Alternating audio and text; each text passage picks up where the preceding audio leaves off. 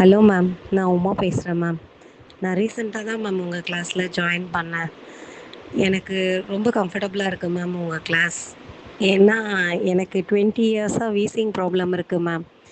நான் மாடிப்படி ஏறினாலே வாயில் தான் மேம் மூச்சு எடுப்பேன். 20 படி ஏறினாலே வாயால் தான் மூச்சு எடுப்பேன் நான் உள்ளுக்கு. ஃபஸ்ட்டு நாள் கிளாஸு, செகண்ட் நாள் கிளாஸ் எல்லாம் என்னால் 10 மினிட்ஸ் தான் மேம் பண்ண முடியும். அவ்வளோதான் மேம் என்னோடய ஸ்டாமினா இருக்கும். அதுக்கப்புறம் நான் மவுத்தை ஓப்பன் பண்ணி தான் ப்ரீத் பண்ணுவேன். எனக்கு ஒரு 10 டேஸ்க்குள்ளே எனக்கு வித்தியாசம் தெரியுது மேம்.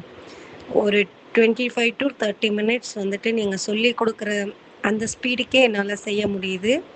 அதே மாதிரி மாடிப்படி ஏறனா இப்போ மவுத்தை ஓப்பன் பண்ணி நான் ப்ரீத் பண்ணுறதில்ல.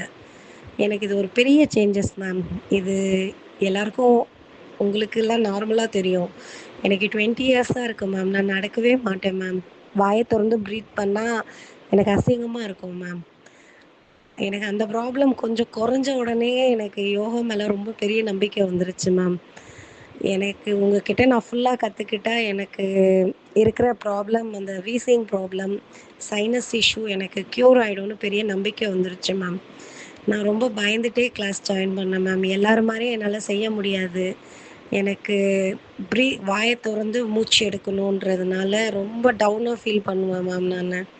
ஆனால் நீங்கள் அந்த விஷயத்தில் என்னை அழகாக டேக்கிள் பண்ணி கூட்டிகிட்டு போயிட்டு 1 ஹவர் கிளாஸ் அட்டென்ட் பண்ண வச்சிடுறீங்க மேம். அதனால் நான் ரொம்ப கம்ஃபர்டபுளாக உங்ககிட்ட ஃபீல் பண்ணுறேன் ma'am. I am so happy ma'am உங்கள் கிளாஸ் நான் ஜாயின் பண்ணதுக்கு. Thank you ma'am.